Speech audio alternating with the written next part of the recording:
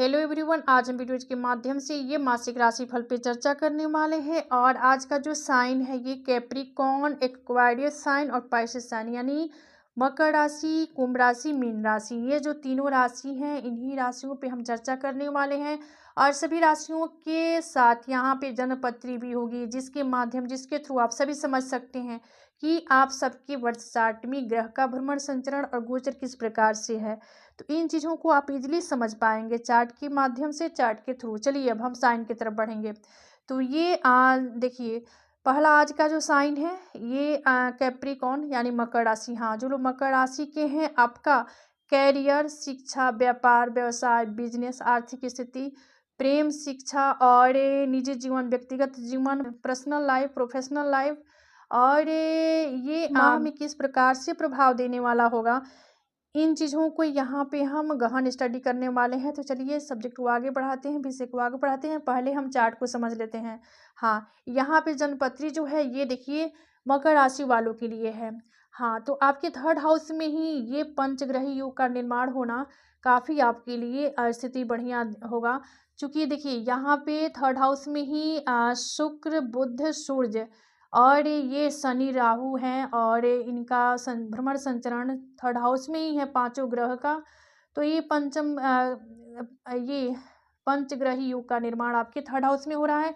इसके बाद देखिए आगे बढ़ेंगे और गुरु आपके पंचम भाव में है, मंगल आपके षष्ठ भाव में है, केतु देव आपके भाग्य भाव में है। तो कुछ इस प्रकार से ग्रह का भ्रमण संचरण चल रहा है आप सबके लिए। चलिए अब दृष्टि में विचार कर लेते हैं।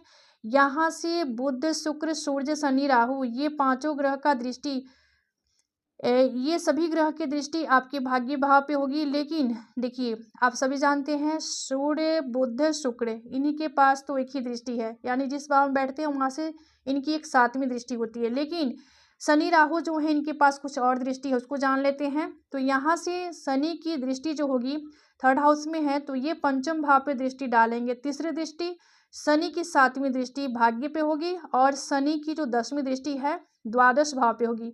अब राहु की दृष्टि के बारे में जानेंगे। राहु यहाँ से ये है थर्ड हाउस में यानी तृतीय भाव में, तो इनकी पांचवी दृष्टि जाएगी सप्तम भाव पे, सातवीं भाग्य पे और नौवीं दृष्टि लाभ भाव पे। तो कुछ इस प्रकार से इन ग्रहों की दृष्टि रहने वाली है। चलिए अब आगे बढ़ेंगे और गुरु की दृष्टि के पर विचार कर लेते हैं। गुरु आपके पंचम भाव में है, तो इनकी पांचवी दृष्टि जाएगी भाग्य भाव पे, गुरु की सातवीं दृष्टि लाभ भाव पे और गुरु की नौवीं दृष्टि लग्न पे। इसके बाद मंगल के पास भी 3 दृष्टि है, तो मंगल यहाँ से इनकी चौथी दृष्टि जाएगी भाग्य भाव पे और मंगल की जो सातवीं दृष्टि है द्वादश भाव पे होगी, मंगल की 8वीं दृष्टि लग्न पे होगी। केतु को भी गुरुवत दृष्टि प्राप्त है, इसको जान लेते हैं। केतु ये भाग्य भाव में है, तो इनकी 5वीं दृष्टि लग्न पे, 7वीं थर्ड हाउस पे और 9वीं दृष्टि पंचम भाव पे। तो कुछ इस प्रकार से ग्रह के भ्रमण, संचरण, गोचर और दृष्टि रहने वाला है आप सबके लिए जो लोग कैप्रिकॉर्न के हैं। अब चलिए हम प्रभाव की तरफ बढ़ेंगे। हाँ, मकर राशि वालों के लिए अप्रैल माह पिछले कुछ समय से चल रही समस्याओं को सुलझाने में कामयाबी मिलेगी और नज़दीकी संबंधी के साथ चल रहा विवाद भी किसी की मध्यस्थता से हल होने की संभावना है। आपके मान सम्मान का ग्राफ ऊपर चढ़ेगा, यानी आपको मान सम्मान भी प्राप्त होगी और वही धार्मिक और आध्यात्मिक गतिविधियों में कुछ समय व्यतीत करने से आपको सुकून भी मिलेगा और इसमें आप रुचि भी रखेंगे। विद्यार्थियों को अपने विषय में चल रही समस्याओं का भी समाधान मिलने वाला है। हालांकि यात्रा के दौरान अचानक कोई ऐसा खर्चा आ सकता है जिस पर यहाँ पे कटौती करना भी संभव नहीं होगा। विद्यार्थियों को कंपटीशन से संबंधित गतिविधियों में और अधिक ध्यान देने की आवश्यकता होगी। किसी संबंधी के वैवाहिक जीवन में समस्या आने से चिंता की स्थिति भी बन सकती है। कारोबार में कामकाज का ज़्यादा बोझ भी बढ़ने वाला है। कामकाज को लेकर थोड़ा सा आपको प्रेशर, दबाव महसूस हो सकता है। व्यवसाय में निवेश करना भविष्य में फायदेमंद साबित होगा। घर में सामंजस्य रहेगा, असंतुलित खान पान से बचें। वही मकर राशि के जातकों के लिए यह महीना स्थिरता और तरक्की का होगा। कार्य क्षेत्र में आपकी मेहनत रंग लाएगी। चलिए इसके बाद जो राशि है वह यहाँ पे एक्वारियस साइन यानी कुंभ राशि। हाँ, जो लोग कुंभ राशि के हैं उनके लिए मासिक राशिफल है। तो देखिए हाँ, आपके लिए यहाँ पे जन्मपत्री भी है। तो आपका कुंभ राशि यानी आपका करियर, शिक्षा, व्यापार, व्यवसाय, बिजनेस, निजी जीवन, व्यक्तिगत जीवन और आर्थिक स्थिति, प्रेम, शिक्षा, ये पर्सनल लाइफ, प्रोफेशनल लाइफ है और सभी गतिविधियों पे हम यहाँ पे विचार करने वाले हैं। तो चलिए हम चार्ट की तरफ बढ़ेंगे और ये जो जन्मपत्री है ये एक्वारियस सारणी यानी कुंभ राशि वालों के लिए है। देखिए गुरु आपके चतुर्थ भाव में प्लेस है, उसके बाद ये मंगल आपके पंचम भाव में है और केतु देव जो है ये आपके, देखिए हाँ, जो लोग ये कुंभ राशि के हैं उनके ये सेकंड हाउस में ही यानी धन भाव में ही पंचग्रही योग का निर्माण होना देखिए किस प्रकार से प्रभाव देगा। फिर भी यहाँ पे आगे बढ़ेंगे तो गुरु आपके चतुर्थ भाव में भी हैं, सुख भाव में है। तो यहाँ पे सूर्य, बुध, शुक्र, शनि, राहु यहाँ पे प्लेस हैं धन भाव में और धन भाव में ही पंचग्रही योग का निर्माण करके यहाँ पे सभी ग्रह का प्लेसमेंट धन भाव में है। गुरु जो है आपके सुख भाव में यानी चतुर्थ भाव में है, मंगल आपके पंचम भाव में है और केतु महाराज आपके ये अष्टम भाव में है। कुछ इस प्रकार से ग्रह का भ्रमण संचरण है। चलिए इनकी दृष्टि पर विचार कर लेते हैं। हाँ, अब यहाँ से पांचों ग्रह जो हैं ये बुध, शुक्र, सूर्य, शनि, राहु, इनकी सभी ग्रहों की दृष्टि यहाँ पे अष्टम भाव पे आ रही है और लेकिन सूर्य, बुध, शुक्र ये इनके पास एक ही दृष्टि है यानी जिस भाव में बैठते हैं वहाँ से इनकी एक सातवीं दृष्टि होती है। लेकिन शनि, राहु जो है इनके पास कुछ और दृष्टि है, उसको जान लेते हैं। शनि यहाँ से आपके चतुर्थ भाव पे दृष्टि डालेंगे। शनि की तीसरी दृष्टि जाएगी सुख भाव पे और शनि की सातवीं दृष्टि जाएगी अष्टम भाव पे और शनि की 10वीं दृष्टि जाएगी यहाँ पर ये लाभ भाव पे। शनि की 10वीं दृष्टि लाभ भाव पे होगी। अब इसके बाद राहु के पास भी 3 दृष्टि है, तो राहु यहाँ प्लेस है यानी धन भाव में है, तो इनकी 5वीं दृष्टि षष्ठ भाव पे, 7वीं अष्टम पे और 9वीं दृष्टि दसम भाव पे। अब गुरु यहाँ पे सुख भाव में चतुर्थ भाव में है, तो यहाँ से इनकी 5वीं दृष्टि अष्टम पे, 7वीं दृष्टि दसम भाव पे, 9वीं दृष्टि व्यय भाव पे। मंगल के पास भी 3 दृष्टि है, तो मंगल यहाँ से अष्टम भाव पे डालेंगे चौथी दृष्टि और मंगल की जो 7वीं दृष्टि है लाभ भाव पे होगी, मंगल की 8वीं दृष्टि जो होगी व्यय भाव पे होगी। केतु को भी गुरु दृष्टि प्राप्त है, चलिए जान लेते हैं। केतु यहाँ से इनकी 5वीं दृष्टि ये जाएगी यहाँ पे व्यय भाव पे और 7वीं धन पे और 9वीं दृष्टि सुख भाव यानी चतुर्थ भाव पे जाएगी। तो कुछ इस प्रकार से ग्रह का भ्रमण संचरण दृष्टि रहने वाला है जो लोग एक्वायरियस साइन के हैं। चलिए अब हम प्रभाव की तरफ बढ़ेंगे। हाँ, कुंभ राशि वालों के लिए अप्रैल माह किसी खास रिश्तेदार का घर में आगमन से ऐसे हमें देखा गया है कि किसी खास मेहमान का आगमन हो सकता है अप्रैल माह में और जिससे आप काफ़ी प्रसन्न रहेंगे और उसमें आपका उत्साह उमंग कई गुना बढ़ सकता है और काफ़ी समय बाद जब मिलने से सभी लोग तनाव मुक्त और आनंदित महसूस करेंगे। यानी जो खास रिश्तेदार आपके घर आएंगे उससे आप मिलजुल कर काफ़ी प्रसन्न होंगे और तनाव मुक्त भी रहेंगे, आनंदित रहेंगे। वही छोटी मोटी चुनौतियों रहने के बाद भी अच्छे अवसर और उपलब्धियां भी मिलती रहेगी। छोटी मोटी चुनौतियां रहने के बाद भी देखिए हाँ, कुंभ राशि वालों के लिए अप्रैल माह किसी खास रिश्तेदार का घर में आगमन होगा जिसकी वजह से काफ़ी समय बाद सब मिलने से सभी लोग तनाव मुक्त और आनंदित महसूस करेंगे। देखिए किसी रिश्तेदार किसी करीबी के आने से आप सभी लोग अपने घर में खुशी और तनाव मुक्त रहेंगे, आनंदित रहेंगे और काफ़ी खुश और प्रसन्नचित्त रहने वाले हैं। देखिए छोटी मोटी चुनौतियों रहने के बाद भी अच्छे अवसर और उपलब्धियां भी मिलती रहेगी। साथ ही कुछ महत्वपूर्ण मुद्दे पर भी विचार विमर्श हो सकता है और किसी अपने से बड़े की सलाह को कभी भी और मार्गदर्शन को नज़रअंदाज न करें। परिवार संबंधित मुद्दों को धैर्य और शांति से सुलझाएं।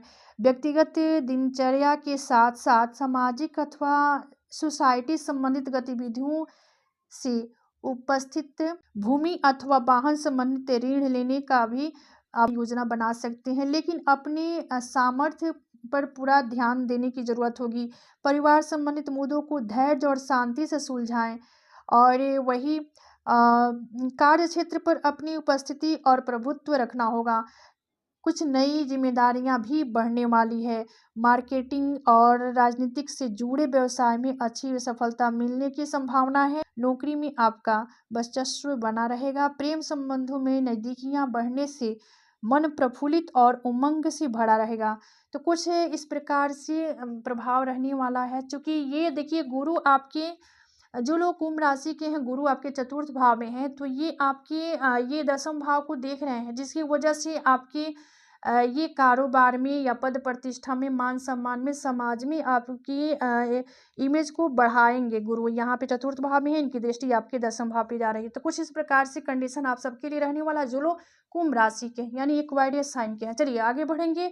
और पाइसेस साइन, हाँ, जो लोग पाइसेस साइन के हैं उनके लिए यहाँ पे जन्मपत्री है देखिए, और उनके लिए मासिक राशिफल होगा।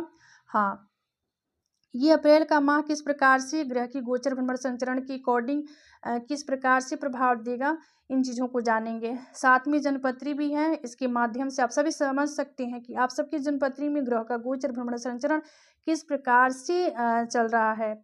तो ये मंथली प्रभाव जो होगा कुछ इस प्रकार से रहने वाला है। तो चलिए जानते हैं। हाँ, मीन राशि आपका कैरियर, शिक्षा, व्यापार, व्यवसाय, बिजनेस, प्रेम, शिक्षा, आर्थिक स्थिति और ये निजी जीवन, व्यक्तिगत जीवन, पर्सनल लाइफ, प्रोफेशनल लाइफ, इन सभी चीज़ों पे यहाँ पे हम डीप स्टडी करने वाले हैं। तो चलिए इन चीज़ों को जानते हैं। पहले हम चार्ट को समझ लेंगे। हाँ, जो लोग पाइसेस साइन के मीन राशि के हैं उनके देखिए लग्न में ही मीन राशि है यहाँ पर, और यहीं पे पंचग्रह योग का बनना किस प्रकार से इफेक्ट डालेगा, चलिए जानते हैं। यहाँ पे सूर्य है, बुध है, शुक्र है, और ये राहु और ये शनि भी हैं। पांचों ग्रह का उपस्थिति आपकी लग्न में है, यानी आपके व्यक्तित्व में है। इसके बाद आगे बढ़ेंगे तो थर्ड हाउस में गुरु का प्लेसमेंट है, और सुख भाव में मंगल देव हैं, और सप्तम भाव में केतु महाराज हैं। तो कुछ इस प्रकार से ग्रह का भ्रमण संचरण है। चलिए अब दृष्टि पर विचार कर लेते हैं। ये पंचग्रही योग का निर्माण करके आपकी लग्न में पांचों ग्रह की उपस्थिति है और भ्रमण संचरण चल रहा है। इनकी सामूहिक दृष्टि यहाँ पे आपके सप्तम भाव पे होगी। लेकिन आप सभी जानते हैं सूर्य बुध शुक्र के पास एक ही दृष्टि है, यानी इनकी सातवीं दृष्टि होती है। लेकिन शनि राहु के पास कुछ और दृष्टि है, उसको जान लेते हैं। तो शनि यहाँ से लग्न से इनकी तीसरी दृष्टि जाएगी थर्ड हाउस पे, शनि की सातवीं दृष्टि जाएगी सप्तम भाव पे, और शनि की जो 10वीं दृष्टि है ये दसम भाव पे होगी। इसके बाद राहु के पास भी 3 दृष्टि है। तो राहु लग्न में है राहु, तो यहाँ से इनकी 5वीं दृष्टि पंचम भाव पे, 7वीं दृष्टि सप्तम भाव पे, और 9वीं दृष्टि नवम भाव पे।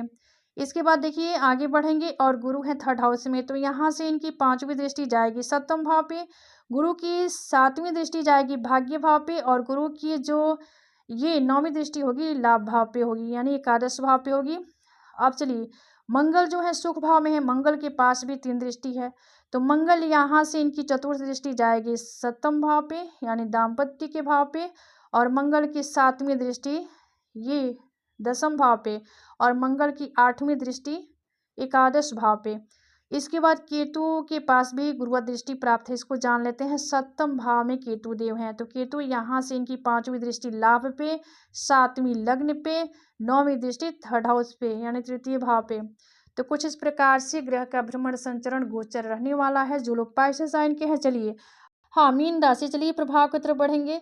हाँ, मीन राशि वालों के लिए अप्रैल माह पिछले कुछ समय से जिस कार्य के लिए प्रयासरत हैं, इस माह की शुरुआत में ही उसके उचित परिणाम मिलने वाले हैं। प्रॉपर्टी अथवा किसी अन्य काम को लेकर नज़दीकी यात्रा का प्लान बन सकता है, योजना भी बना सकते हैं आप। बच्चों को लेकर चल रही किसी समस्या का समाधान अनुभवी लोगों के मार्गदर्शन से मिल सकता है। घर के बड़े बुजुर्गों का मान सम्मान आदर बनाए रखें, उनके स्नेह आशीर्वाद आपके लिए लाभदायक रहने वाला है। हालांकि मित्रों के साथ किसी बात को लेकर वैचारिक मतभेद भी हो सकता है। विद्यार्थी और युवा वर्ग के जो लोग हैं व्यर्थ की गतिविधियों में अपना समय नष्ट न करें। वही व्यावसायिक गतिविधियों में सुधार आएगा। स्टाफ और कर्मचारियों का भी उचित सहयोग बना रहेगा। मीडिया और कंप्यूटर से जुड़े व्यवसाय में लाभदायक स्थिति बनी रहेगी, लेकिन जल्दी सफलता हासिल करने के चक्कर में किसी गलत लक्ष्य का चुनाव न कर लें। यानी किसी कार्य को करने के पहले अपना सोच विचार कई बार उसकी बारे में थोड़ा-सा चिंतन मनन करके ही उस काम को करने के लिए आप तत्पर होइए। नौकरी पेशा लोगों के लिए अनुकूलता बनी रहेगी, परिवार में तालमेल होगा, तो कुछ इस प्रकार से कंडीशन रहने वाला है। चूँकि कुछ इस प्रकार से देखिए गुरु आपके भाग्य भाव को भी देख रहे हैं, तो भाग्य को भी बल मिलने वाला है। तो कुछ इस प्रकार से फल होगा। तो ये था मासिक राशि फल पे चर्चा। तो आज का विषय यहीं समाप्त होता है। मिलते हैं अगले वीडियो में एक नए विषय वस्तु के साथ। तब तक के लिए धन्यवाद। राधे राधे।